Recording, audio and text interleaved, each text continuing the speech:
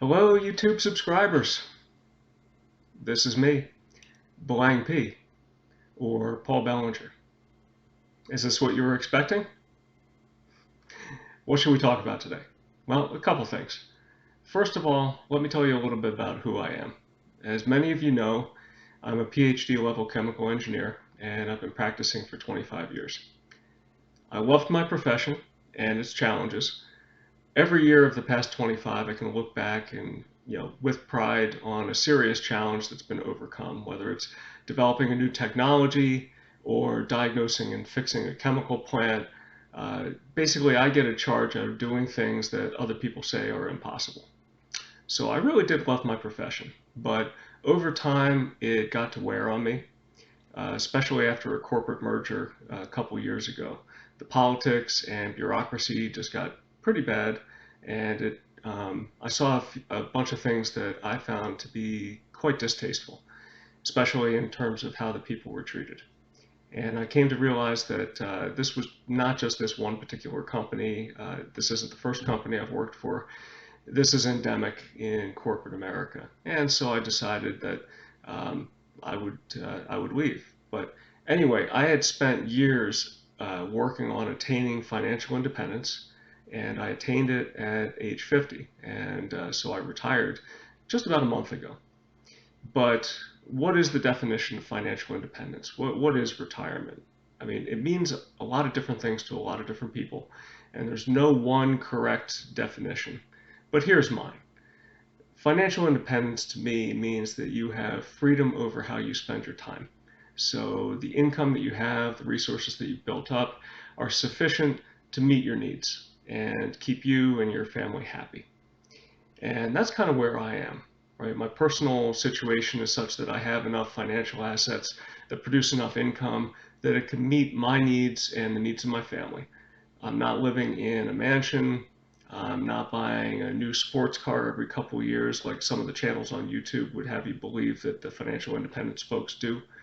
I'm not taking lavish European vacations. But I am comfortable in the security of knowing that I can keep a roof over my head, get medical care, keep my family fed, have reasonably nice furniture. I mean, as you can see, I'm not living in squalor or anything like that. So how did I manage to reach financial independence? It's a lot of hard work. It's not as easy as some channels would have you believe. You really have to roll up your sleeves and do a lot of heavy lifting in the form of heavy savings. You also have to pick financial vehicles that are reliable. So there are a lot of financial vehicles out there that I would consider to be gambles that may or may not work out. I tend to leave a lot less to chance, and so I developed a framework that I like to share with other people. But what am I retiring to? Let's talk about the vision for my work. So I've had this YouTube channel since 2013. And as many of you have probably noticed at this point, it just got a name change to Evidence-Based Wealth. Kind of catchy, don't you think? But what I envision is the launch of something bigger.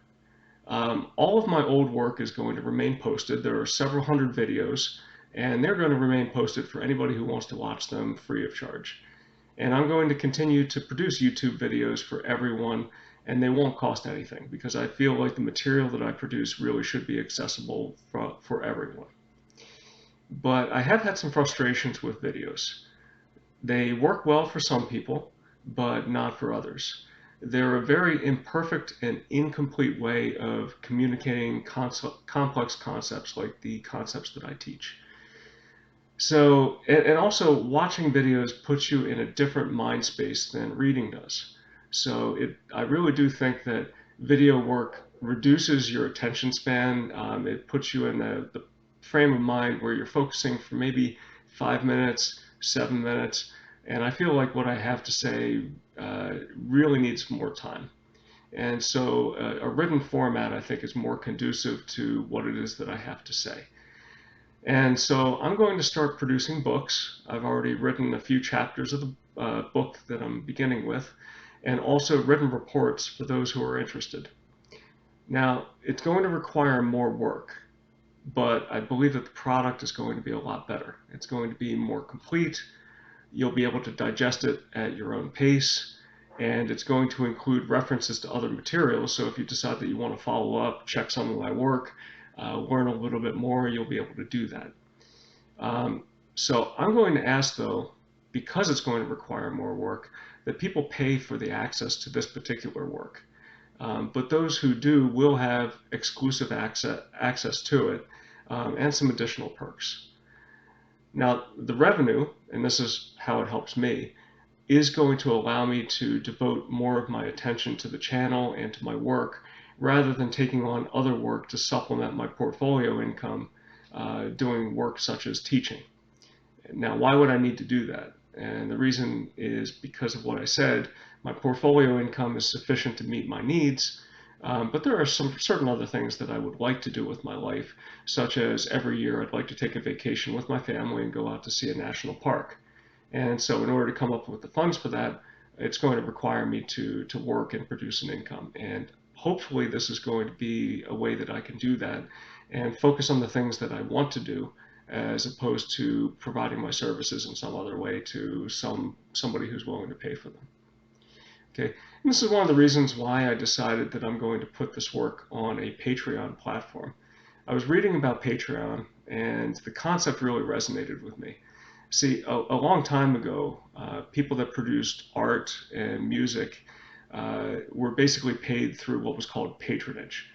There were some people that could very much afford to pay for this kind of thing, and so they would engage promising artists and commission them to do certain works. And as a result, it allowed the artist to produce not only those works, but also other works that would be available to anybody, whether or not they could pay for it or not. And so a lot of the artwork and classical music that we have today is, a direct result of this thing that we call patronage.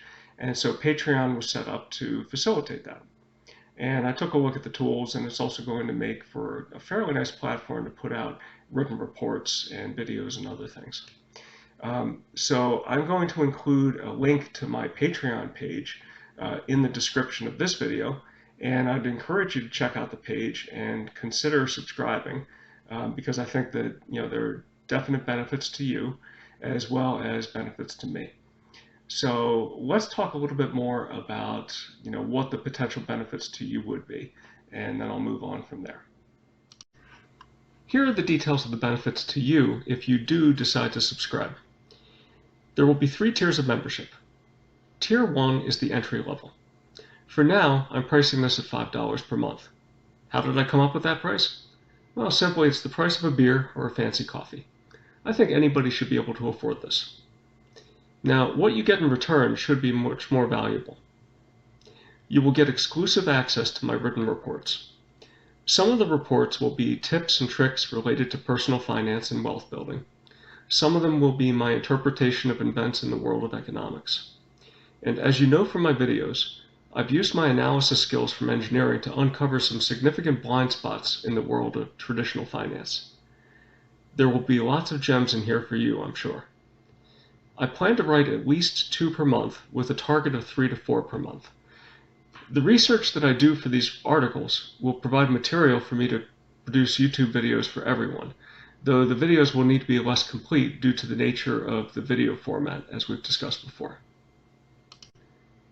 Moving on to the next tier. This tier will be $9 per month. Why 9? Well, because the yearly cost will be about $100. Again, I think this is very affordable. It's much lower than the yearly cost of most newsletters, but if enough people subscribe at this level, it can be meaningful to my personal finances and allow me to devote more of my attention to this research. Now, what is the benefit of becoming a member at this tier level? To start, you get the same access to the written articles as the Tier 1 subscriber, but you'll get a couple of other valuable perks. First, you will have advanced digital access to the chapters of the book on personal finance that I'm writing, as well as any book that I decide to write in the future. Next, you will have access to group webcasts, where the members of this tier will be invited to participate in conversations about the material that I write. Now, during these conversations, I will also listen to your ideas of topics that you would like for me to cover. Now on to the final tier.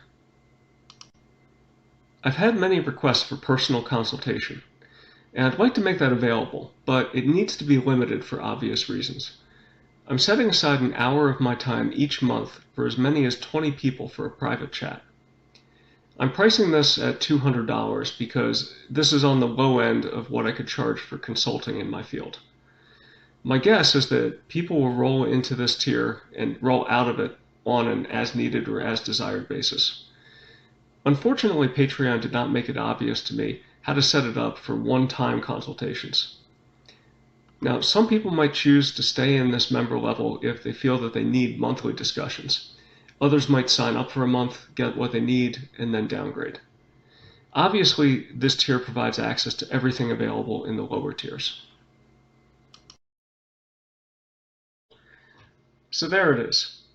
I hope to see you on my Patreon channel.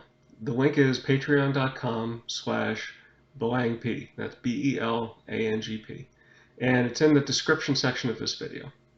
I'm very excited about this next chapter and what we might be able to build together. Thanks for your attention.